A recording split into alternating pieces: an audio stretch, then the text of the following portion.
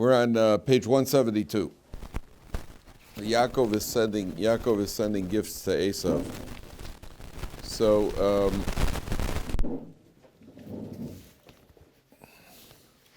saw an interesting shot here for the Ben Ish Chai. Cold in here. Maybe close that door. Avi, close that door over there so we get the thing. No, keep it to get some fresh air. Okay, so first of all, Yaakov sends Esau an interesting gift over here. We were talking last time about how he sends him, the first thing Esau is going to see is the goats, right? But if you pick it up, let's take a look at what he sends him. Take a look at Posuk Tesvav on page 172. Izim Masayim with Yoshim Esrim. 200 female goats with Yoshim Esrim and 20 male goats. Rechelim Masayim, 200 ewes, Ve'elim Esrim, and 20 rams. Now the commentaries say, Rashi brings out over here that it was the perfect proportion of male to female. That means that because in the animal world, once an animal gets pregnant, the animal no longer will allow the male to mate with it. So one goat impregnates 10 female goats. One ram impregnates 10 ewes. By the camels, counting Gemali Meinikos of Aneim Shloshim, they're 1 to 1. Poros Arboim Uparim Asara, 40 cows, 10 bulls. Asonos Esrim Vayorim Asara, 20 donkeys, 20 donkeyettes, and 10 donkeys. So the commentators say, why is Yaakov sending it in a perfect proportion like this? Why is he sending it to Esau? And the answer is when you send a gift, you know, sometimes somebody's birthday or Father's Day or something, sometimes people buy somebody a paperweight, right? You have a fancy paperweight. A fancy paperweight just means that I didn't really put any thought or effort into your gift. So I bought you a paperweight in case you live in a house that's caught in a draft. The papers are blowing around all over the place all the time. Here's an emergency paperweight for you. It just means you didn't really put much thought into it. Here, he's sending him a gift that self-perpetuates, because each group is going to self-perpetuate, because it's going to produce more and more, because it's set in the perfect proportion. So Esau sees from Yaakov that Yaakov has put a certain amount of thought and effort into the gift. He's done it with forethought, which is a way of hopefully favoring Esau over here. Number one. Number two, Yaakov then tells Esau, "Vayomer alavodav ivru lefanai." Pasuk Yud Zayin, v'revach tasimu bein eder. Leave a gap between each group. Now take a look at Rashi on Pasuk Yud Zayin. V'revach tasimu. It's the left column of Rashi, 2 lines from the bottom. Eder lifnei chavero, leave one flock ahead of the other one. Milo ayin, just far enough that he could see the next one coming. Kidei lazbia eno shel Esau Rasha, that to satiate the greedy eye of that Rasha, ulisavheyu al ribayadon, and cause him to be amazed at the big gift he's sending. That means as he's receiving the first gift, then he's already sees the second one is coming. Out in the distance, he sees another one coming. So I saw a fabulous insight. One in the commentary says, this is typical Esavitis. A person who's caught up in Esau represents the physical desires of life. Lavan, who's a wicked person, represents mental challenges. For example, Lavan he had the Truffim, he had the idols. That means the Jew is challenged on two fronts. We're challenged intellectually. Do I believe in God? I don't believe in God. Idol worshiper. There is a God. All the various intellectual challenges. And the Jew is challenged on a physical level. We're just getting our physical desires under control. Lavan represents the intellectual challenges, as is seen by his idols and his idol worships. And it doesn't say Esau openly, doesn't say he was an idol worshiper. Esau is just red. Red is always passion. Red is always desire, drives, physical drives.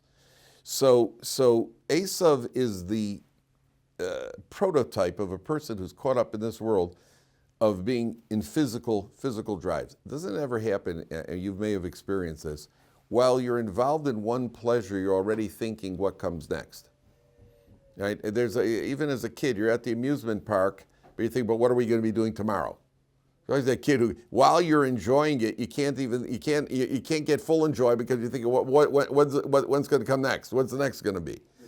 You're already, that's an Esau. This is what it's teaching you over here, that an Esau is never satisfied. He's always looking, but what comes next? Because that's the nature of this world. The Medrash compares it to a dog. The Medrash compares it to salt water. First of all, you drink salt water and you think you're satiating your thirst. All that's happening is getting even thirstier. And the same thing happens when it comes to talking about a dog who's chewing on a bone, and he's slurping up the blood, and he's really enjoying it, and it's really his own blood that he's cut himself, and he's slurping his own blood. You're never satisfied in this world. There's no satisfaction.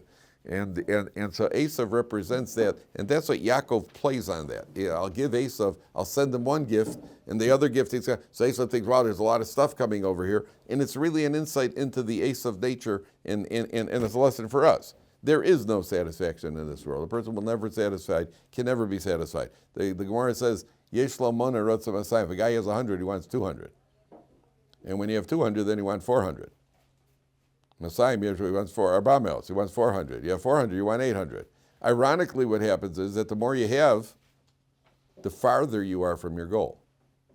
When I made my first million, like Donald Trump once said, I didn't start off with all this, all I started off with is my father left me he only left me $1 million. I made the rest on my own. Shkoyach, Donald.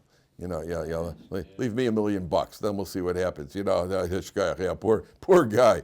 Bring out the violins, right? So a guy, you have 100, you want 200. You have 200, you want 400. You're moving farther away from your goal. The more you have, the more farther away. Now you're 200 away.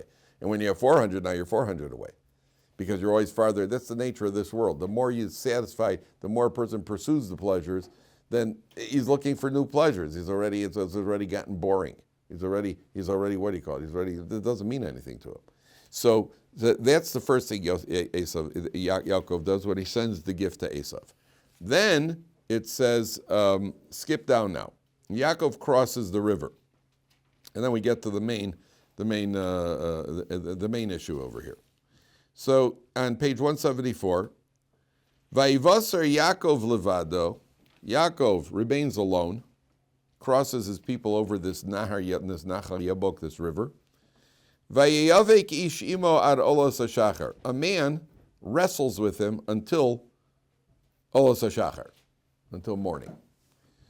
Who is this man? So Chazal tell us is Saro Shel Esau. It's a ministering angel. The Torah just refers to it as a man. And the Torah says that a man is wrestling with him until olos hashachar. And the Mepharshim say, obviously, when does a Jew get in trouble? You'll notice the first thing is Vayivasar Yaakov levado. He remained alone. Yaakov remained by himself. They say, you separated yourself from the group. You separated yourself from Klal Yisrael. You went off to live in Saskatchewan, where there's no Jewish community, and you went off to live in Indonesia, where there's no Jewish community. Well, what do you expect is going to happen? I have a family relative who moved away. He went off to a redneck city in America, just absolutely. He was at a university in a small redneck town. And I remember he called my father up because his oldest son, one of his sons, got engaged to a non-Jewish woman. He called my father, he says, oh, by the way, Plony just got engaged to a shiksa. So my father, all of a sudden, he just said to him, well, what did you expect? What do you want me to say? What did you expect? You gave him nothing Jewish. You did nothing Jewish. You moved away where there are absolutely no Jews. I was once in that town. It's redneck America. They have beer. The kids drink beer for breakfast instead of milk. What were you expecting? My father always told me. He called him up to say, oh, by the way, I said, what did you expect? There are no Jews around here. What were you expecting? You're the only Jewish family in town. What were you expecting? So, Vayivasar Yaakov levado, that's the first thing. You get in trouble. A Jew has to know you're part of a community. There's no such thing as being a lone ranger. You have to be part of a community, for better or for worse. And you're not going to love everything in your community either. Sometimes you're in a shul, I don't like the rabbi, I don't like this guy, I don't like that guy, I don't like the other guy. Everybody's always got problems. You have the alternative is worse. What are you going to go live out in an island, live in Alaska? What are you going to do? You're part of a community, for better or worse. That's part of being a Jew. We are Klal Yisrael. We are a group. The Jewish people are a group. We're not lone rangers. And you got to learn to be people who do it on their own, and they're in every community. They're even within the community, there are guys who don't participate with the community. In every shul meeting, there's the one guy who's against anything the shul committee decides. There's always one of those. There's got to be a korach in every group. But those people end up, in the end, they're shooting themselves in the foot. In the end you end up off on your own. You end up alone, and your kids are alone. You end up paying a price for it. You may win some battles, but you're going to lose the war. And that's the first trouble begins when Yaakov's out. Now, why did Yaakov go off by himself? Yaakov goes off by himself, says Rashi, Vayishlach Yaakov avada. What did he do? Why he crossed everybody the river and he ran on his own? So Rashi in Pasuk Chafei says, where is it? Vayishlach Yaakov, that's a very puzzling Rashi. Left column, 25, Pasuk Chafei, left column, 5 lines from the top. Vayishlach Yaakov, shochach pachim ktanim. He forgot some little pitchers. V'chazar aleihim. He went back to get them. Yaakov went and forgot that. I mean, you're preparing for what might be a war over here against Esau, a battle, and you forgot some pitchers. So you went back for the pitchers. What sense of that? What happened over here? It's not like a professional baseball team that needs more pitching. What do you go back for the pitchers for? Right? The answer is that Yaakov sees every item that HaKadosh Baruch Hu has given him as a means of being able to serve HaKadosh Baruch Hu with it. Why were you given pitchers? HaKadosh Baruch Hu gave you the pitchers, number one. If you have pitchers, you're meant to serve HaKadosh Baruch Hu. How do you serve HaKadosh Baruch Hu with pitchers? Serve HaKadosh Baruch Hu by drinking from them. How is drinking serving HaKadosh Baruch Hu? And this is really the upshot of the entire Parsha. Yaakov Avinu is teaching us everything in the physical world can be elevated. Everything has to be elevated. Eating is elevated to serve HaKadosh Baruch Hu. Drinking is elevated. Sleep is a way of serving HaKadosh Baruch Hu. Do you know that? How do you like that? All night. Now, boy, am I an Eved Hashem. Boy, do I serve. I serve. Now we're talking. That means if a person gets into bed at night and you think, even once as you go to sleep, I'm going to sleep in order to strengthen myself so tomorrow I can learn better, daven better, serve Hashem, be in a better mood, treat people better, then 6 hours or 8 hours of sleep now becomes a mitzvah. Now you're serving HaKadosh Baruch Hu with your sleep. If you sleep 14 hours, I'm not so sure. Right? We don't have to be machmir. Now, you don't have to be machmir. You're not chazonishniks. You don't have to get shir chazon, a bigger shir. A kazayas is enough. You don't need the chazonish's kazayas here. But if a person elevates it, so the pachim were given to him to serve HaKadosh Baruch Hu, number one. Number two, Yaakov doesn't want to end up. What if he needs other? He leaves this behind. So where will he get more pachim from? You may end up having to steal them or work for them, which takes up your time. The world says, isn't there an expression, time is money? Mm-hmm. Okay, we say the opposite. Money is time. Time is money. Listen, I could be making money now. I haven't got time to talk to you right now because I could be making money. We say the opposite. If I got money, I have more time. Then I could use my time for something productive. The more money I have, the faster I could get to yeshiva. I could take a cab instead of a bus. I have more time to study Torah. Money, if I had more money, I'd have more time. Then I could hire people to mow the lawn. The money, we say money is time. The world at large says time is money. Time is money. Where if you can't make money with your time, then you may as well waste your time. Once you can make money with your time, now time means something. Then we say the opposite. I want as much time as possible. That's the one commodity we can never get back. So Yaakov Avinu, how did he get these pachim? How did Yaakov earn the money for these pachim? He worked for it. That means he gave up his time. I don't want to have to give up more time. So Yaakov goes back because this is also a form of Avodas Hashem. So Yaakov goes back to get these little pachim. Now what happens? The guy starts up with him. And he's wrestling with him at Avodas Hashem. Now let's just read what happens over here. Vayarki lo yachalo. The guy sees he can't overthrow him. Vayiga bekaf yerecho. He hits him in the thigh. Vateka kaf yerech Yaakov behav goibo. His thigh gets dislocated. Then the guy says to him, Vayomer shalcheni ki ela hashachar. Send me, for morning has broken. V'yomer lo ashalecha chakim brachtan. I'm not going to send you off till you give me a bracha. Oh, they're very puzzling over here. So what's going on? What's going on? Let's take it at a basic level, then we'll take it at a deeper level, then we'll go even deeper. The basic level is that this is the ministering angel of Esau, and he's fighting with Yaakov Avinu. That represents the battle that the Jewish, what does he fight with him? He fights with him through the night. Nighttime always represents ordeals, challenges, difficulties. This represents a nighttime of galus, exile. And through exile, we will be wrestling with Esau. Esau, that means anti-Semites. Esau represents the anti-Semites of history, will be wrestling with the Jewish people throughout exile, throughout the night. When does the fight start? The fight starts at Olos HaShachar, when the sun shines, when the light comes out, the light of redemption, but we're going to be fighting with Esau through the night. That wrestling match is going to go on through the night. By the way, when you get married, you will have some well-meaning relative, usually an uncle or a great aunt, who's going to give you well-meaning but poor advice. What they're going to tell you is that you and your spouse should never go to sleep angry. Never go to sleep upset with each other. Always work it out before you go to sleep, which is very well-meaning, but is not good advice. Why? Because at night, if you have a spat at night, then you're cranky and tired, she's cranky and tired, and what could be taken care of, the best thing is, you just agree with you, listen, we're upset, just go to sleep. You wake up in the morning and it's settled within 10 minutes, right? Meaning the husband apologizes, right? That's what settling it means. That's always what it comes back to. Eventually the husband's going to have to apologize. But don't fight it out at night. All that's going to happen is it's going to drag on. It's going to turn into a slugfest. You're tired, she's tired, you're cranky. Night represents all ordeals in life. Nighttime, it's dark, it's black, it's bleak. Yaakov is going to fight with Esau through the night. Now, what does Esau try to do? What is the strength of the Jewish people that Esau is afraid of worst? Where's the strength? What does Avram Avinu represent, by the way? What is Avram Avinu's midah? Chesed. What is Yitzchak? You have Torah, Avoda, and Gemilus Chasadim. Which one is Yitzchak? Avoda, yeah. Yitzchak was a sacrifice on an altar. Yitzchak himself was up on an altar. You don't get much better than that.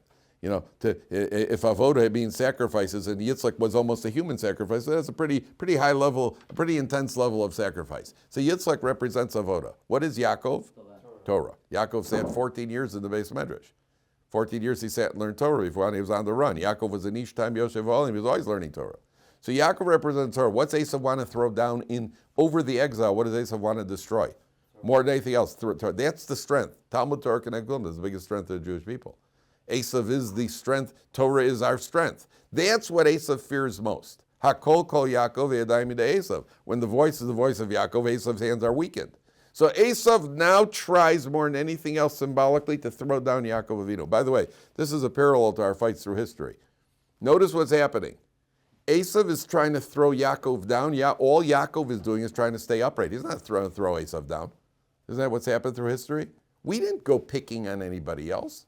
They go picking on us. All we try to do is survive. We're not trying to kill them. We only try to kill them when they try to kill us. But we're not looking to pick on them. Don't you see there's something over here. There's something over here that was a little bit, the sides here are not even. He's trying to throw Yaakov down. And what's Yaakov doing? He's trying to stay upright. He's not trying to throw him down. He doesn't care what happens to him.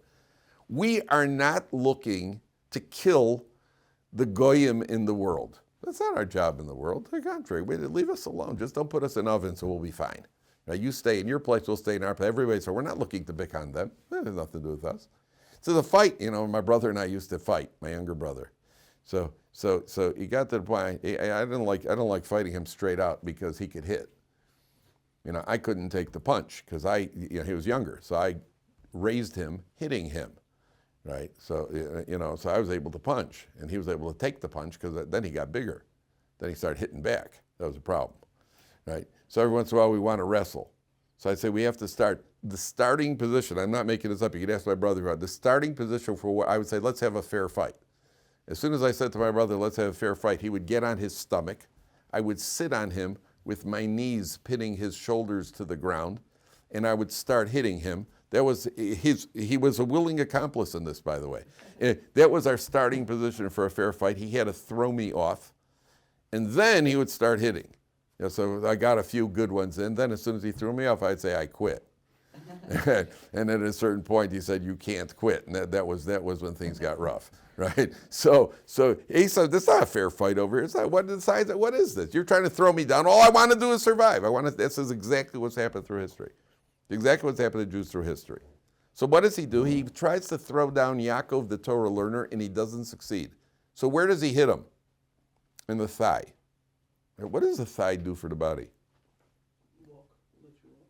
It walks. That's one thing. It supports the whole frame. The thigh is a support system. That means if I can't weaken Torah, at least let me try to weaken the support system of Torah. Try fundraising for a yeshiva. Try fundraising for a kollel. It's the most difficult thing to fundraise for. When you go fundraising, if you collect for, there are a lot of important Jewish causes. You could collect for special ed for children, for Hatzalah, for a hospital. Whatever you collect for, people roll out to get. You try collecting for Torah. So to the degree that something is important, there's an equal and opposite counter force. There is some sort of force that people have trouble. Now, there are a lot of generous people who do support Torah. But there are many people who feel, well, listen, you guys are anyway sitting in yeshiva. I don't agree with your lifestyle. I don't agree with kollel. I think everybody should work. There's a whole philosophy that people have. Nobody says I don't think that there should be a hospital. Nobody says I don't think there should be Hatzalah. Nobody says I don't think there should be special ed for children. But when it comes to Torah, kollel, what are you guys learning in kollel for? What are you, a bunch of parasites? What are you sitting in kollel for and learning for? I think you should work half a day. I give you a whole musar shmooze, unsolicited musar. Where does that come from? That comes from right over here where he nails Yaakov right in the support system. He hits him in the thigh. So Yaakov sees he can't get him, so he nails him in the thigh. Now, at a certain point, Yaakov says to him, the angel says to Yaakov, Vayomer shalcheni ki ola hashachar. Vayomer lo ashalecha chakim berachtani. Send me off because it's morning.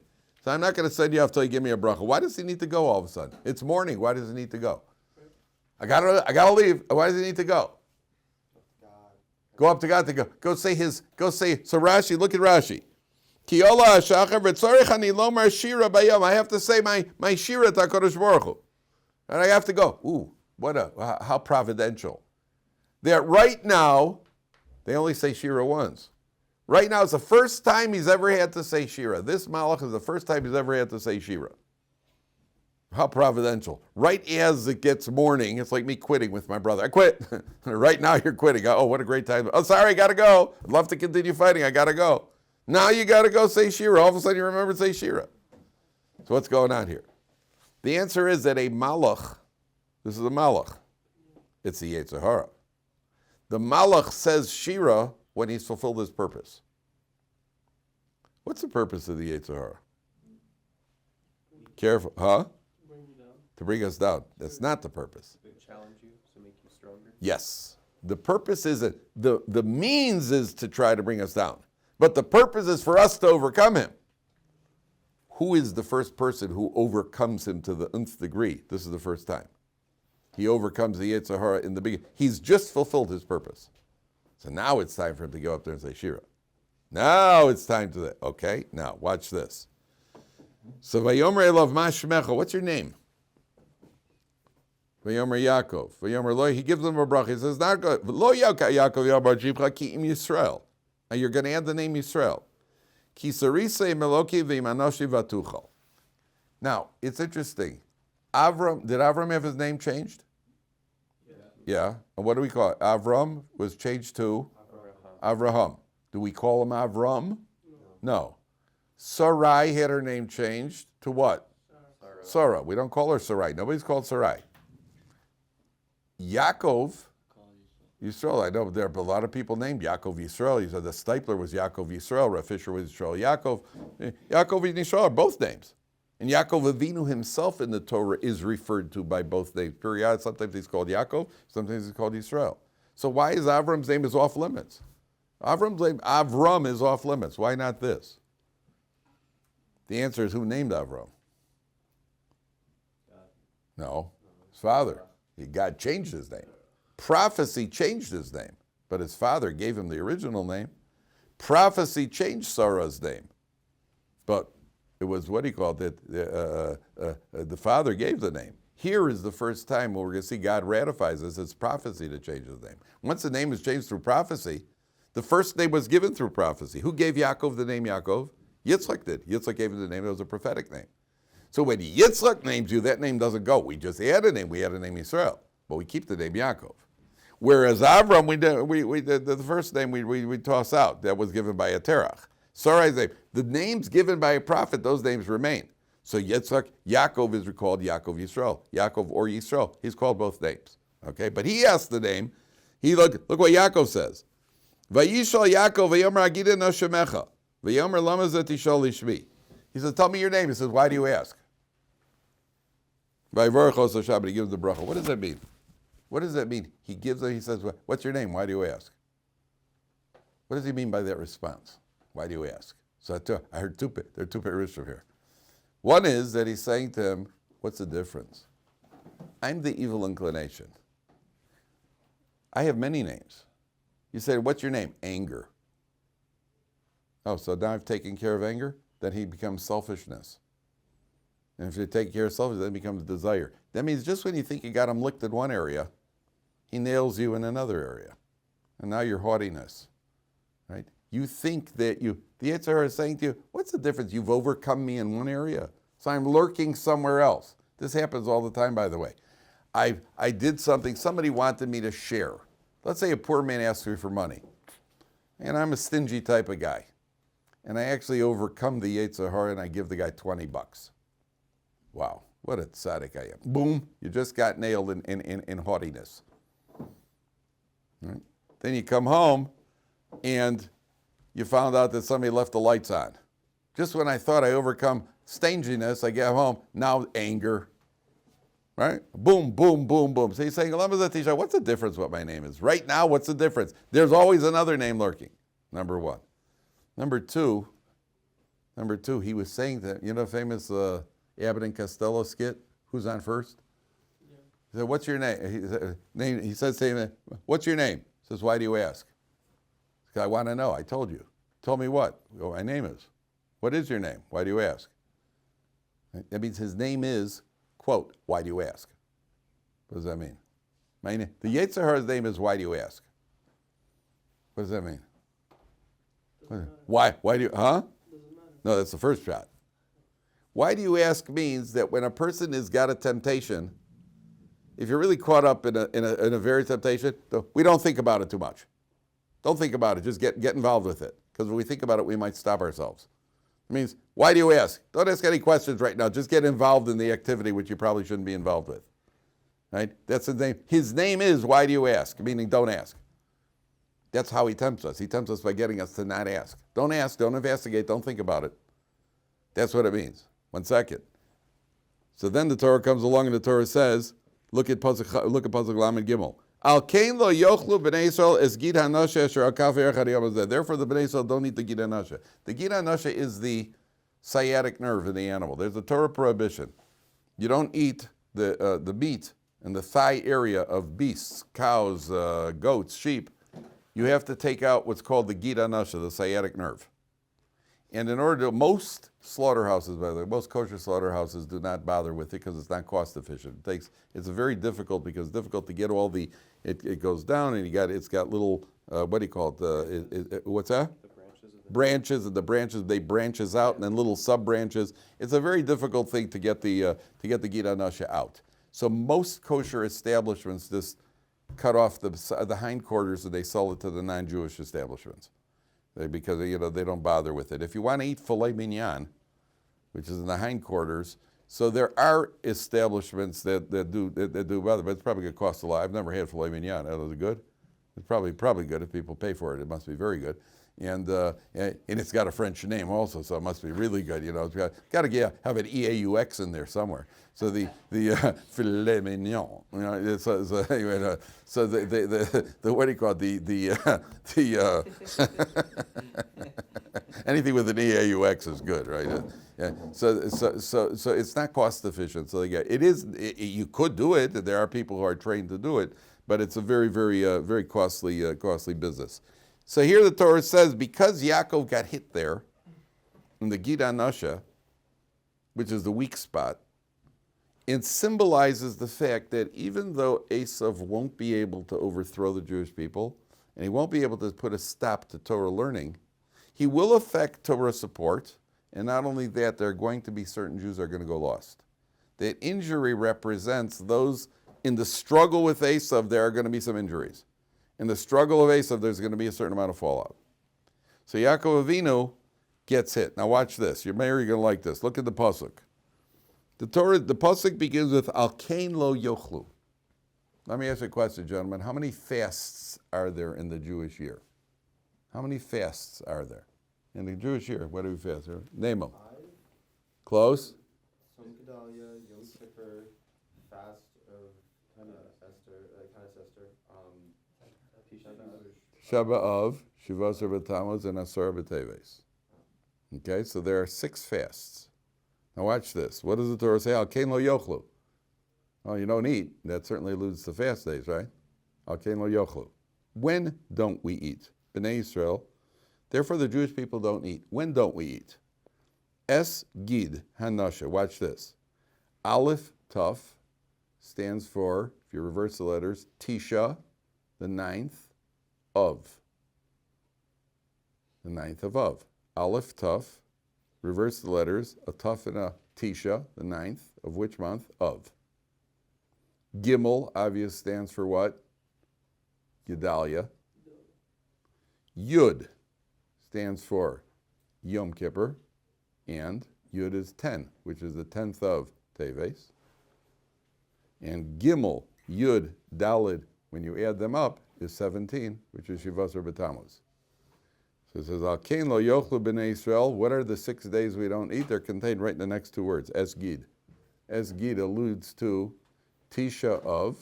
It also stands for Tainus Esther, right? Tainus Esther. The S is Tisha of, and it's Tainus Esther.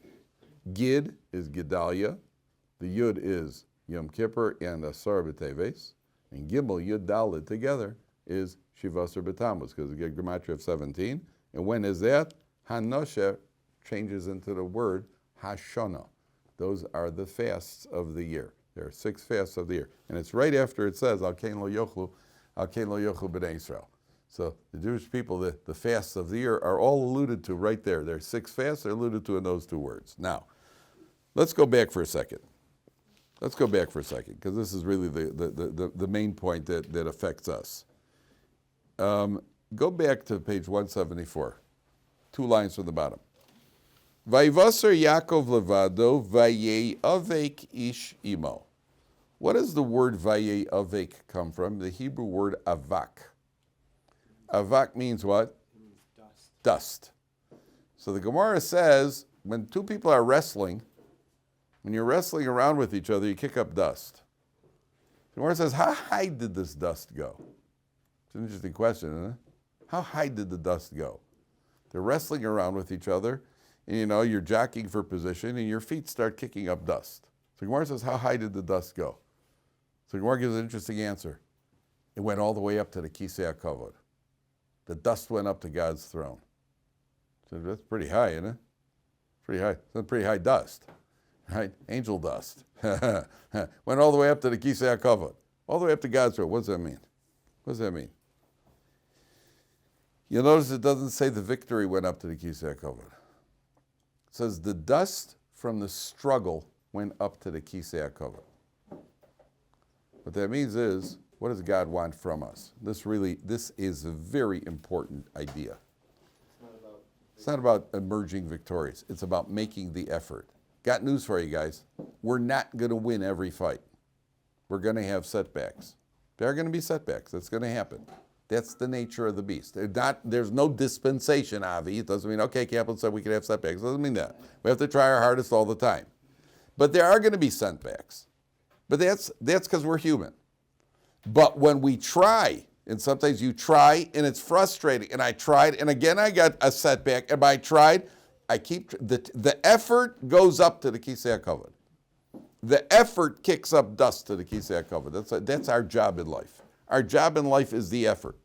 Make the effort to the kisei to get up there. Fight it, and if you fight the good fight, eventually you'll progress, and we're going to start winning. The winning percentage increases, right? The winning percentage increases for everybody except the Chicago Bears. The winning eventually it increases. Don't worry. It was a fluke. All right. If they did, I haven't been following. I haven't been following because there's nothing to follow. Eventually, you'll have setbacks. 3 steps forward, 2 steps. But the fighting, the battle, is what goes up to the Kisei HaKavod. That's Yaakov and the Malach. It's the avak goes. That's what the Gemara is telling us. All the way up to the Kisei HaKavod. What else does dust mean? You said correctly again. Your first name is? Chaim. Chaim said avak means dust. So there are 2 meanings over here. Number 1, if you kick dust in people's eyes, what happens? Can't see. When did they fight? They fought until Olos HaShachar. The goal of the Esau archangel, the Satan, is to blind us. Kicks dust in our eyes so we don't see right from wrong, or at least don't allow ourselves to see right. Until when? Until Olos HaShachar. The light comes out and the light clears us up. The light clears everything up. His goal is to kick dust in our eyes. That's what avak means, to kick dust in the eyes of the Jewish people. But there's another meaning of avak. Where else do we find the use of the word avak? No, bivakasha means please. Yeah, and that we don't hear too often. What's the word? Where is the word avak come up in halacha? Anybody remember? What's avak lashon hara? The dust of lashon hara. So Gemara says, most people, most people trip up. It says,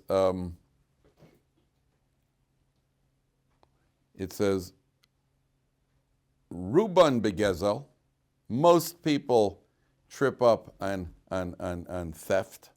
At some point or other, you used something or took something or wasted something that you shouldn't have taken. A minority of people trip up in the area of immorality.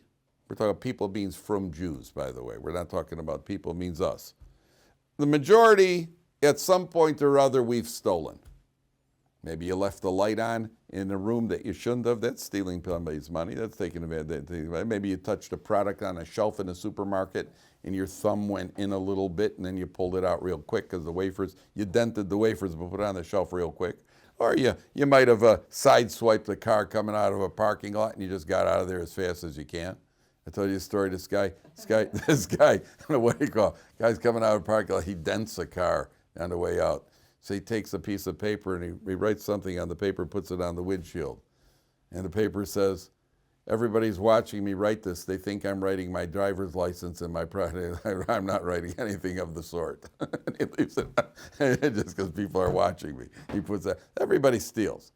It says most people end up stealing. A minority of people. It wasn't me. Okay? That really wasn't me. I was too nervous with cops. Most people steal. A minority of people get caught up in idol worship, and everybody stumbles in lashon hara. So Gemara says everybody stumbles in lashon hara. Everybody speaks lashon hara. Nobody doesn't speak lashon hara. He says not lashon hara, avak lashon hara. The dust of lashon. What's the dust of lashon hara? Dust of lashon hara is, for example, from a halachic point of view, if I bring up a name, and I mean, you're not supposed to bring up a name around a lot of people because there's always if I bring up a name, I say, oh, well, Yitzchak's such a nice guy. And there's always somebody in the room. There's always somebody who can't take other people being kind. Somebody will say, yeah, but he's got lousy handwriting. So now you spoke lashon hara, but I got the assist. I'm the Wayne Gretzky of lashon hara. Right? I brought it. That's avak lashon hara. Avak lashon hara means it wasn't actual lashon hara. It's the dust of lashon hara. You said something. You set up somebody else to speak lashon hara, or you bring up and you bring up Yitzchak. I say don't talk about Yitzchak. I don't want to say lashon hara about it. That's avak lashon hara right there. It's the dust of lashon hara. It's not the actual thing.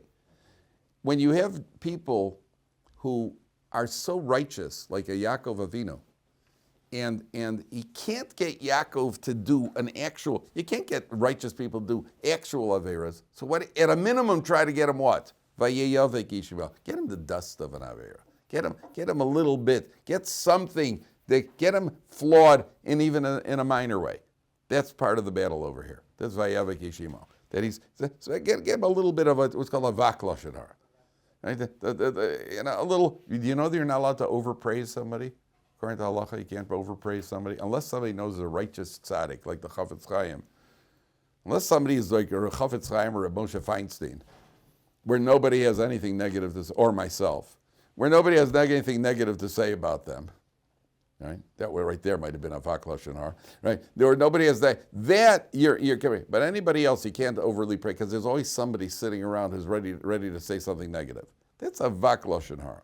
So a vak means that sometimes it's hard can't get us to do an actual avera.